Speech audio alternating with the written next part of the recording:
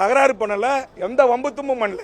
என் தாய்மொழி தமிழ் இங்க பெயர் பலகைகள்ல இல்ல, ஆட்சி மொழியா இல்ல, அலுவல் மொழியா இல்ல, கோப்புகள்ல இல்ல.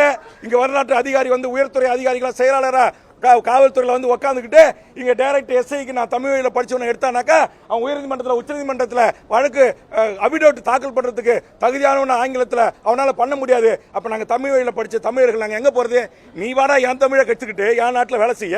அதான் தெலுங்கானா உத்தரவு போட்டிருக்கான் இல்ல, சிபிஎஸ் ஸ்கூல்லயே நீங்க என்ன பண்ணி உத்தரவை நான் படிக்கிறேன் 27 இணையத்தில் தட்டி பாருங்க. அந்த உத்தரவை காட்டி நான் பேச போராடுறேன், பேச அனுமதி கேட்கிறேன், அனுமதி மறுத்து நான் தகராறு செய்கிறேன்னு சொல்றாங்க.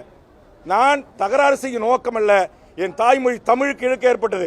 10.5% அதே மாதிரி நான் சொன்னேன். உயர்நீதிமன்றத்தில் உச்சநீதிமன்றத்தில் எங்கேயும் தடை இல்லை. அதனால மாண்புமிகு முதலமைச்சர் சாதிவாரி கணக்கெடுப்பை நீங்க நடத்தலாம், எல்லா சாதிகளுக்கும் அவர்கள் எண்ணிக்கை ஏற்றவாறு இடஒதுக்கீடு வழங்குன்னு நான் சொல்றேன். இதை சொன்ன சேகர்பாபு எழுந்து கத்துறாரு. எதுக்கு நீனே எழுந்து பேசுறேன்? நான் கேட்கிறேன், அங்க அந்த பக்கம் துணை முதலமைச்சர் உட்கார்ந்துருக்காரு, இத்தனை அமைச்சர்கள் இருக்காங்க, யாருக்கும் வராத கோபம் ஏன் சேகர்பாபுக்கு வருது?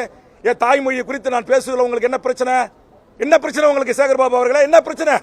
10.5% சாதி ஒதுக்கீடு இடஒதுக்கீடு உச்சநீதிமன்றத்தில் தடையில்லைன்னு சொல்றது உங்களுக்கு என்ன பிரச்சனை? சாதிவாரி கணக்கெடுப்பு நடத்தி தமிழ் சாதிகளுக்கு அவர்களுக்கு எண்ணிக்கை ஏற்றவர்களுக்கு இடஒதுக்கீடு கொடுக்கின்றதுல உங்களுக்கு என்ன பிரச்சனை? என்ன பிரச்சனை? இங்கே மொழி வழி சிறுபான்மையராக இருக்கக்கூடிய எல்லா மக்களுக்குமாகத்தான் நான் சாதிவாரி கணக்கெடுப்பு நடத்துறேன். அப்ப என்னுடைய கோட்பாட்டை, என்னுடைய லட்சியத்தை, என்னுடைய கருத்தை, என்னுடைய பிரச்சனை, நான் எந்த பிரச்சனையை நான் பேச வருகிறேன் என்பதை புரிந்து கொள்ளாமலேயே மிக மோசமாக கூச்சலிடுவது. இந்த பக்கம் அதிமுக எம்எல்ஏ அவர் யாரு ஒருத்தர் கோவிந்தசாமியா, அவரு முனுசாமி வேல்முருகன் பேச்ச நீக்கு, இந்த பக்கம் உதயகுமார் வேல்முருகன் பேச்சு அவைக்குறிப்பு நீக்கு. என்ன வேல்முருகன் சட்டத்துக்கு புறமா பேசிட்டான்? என் தாய்மொழி தமிழில் படித்தவங்களுக்கு 10 ஆண்டு கால வேலை இல்லை, என் தமிழ்நாட்டை சேர்ந்த இளைஞர்களுக்கு வேலை தராமல் நீங்க அண்டை மாநிலத்தை சேர்ந்த இந்தியாவை சேர்ந்த எவர் வேணுமாலும் வந்து இங்க வேலைக்கு சேரலான்னு போட்ட உத்தரவை தோல் உரித்து காட்டின, அந்த அதை மாத்த செஞ்ச, அதுக்காக அவங்களுக்கு ஆத்திரம்.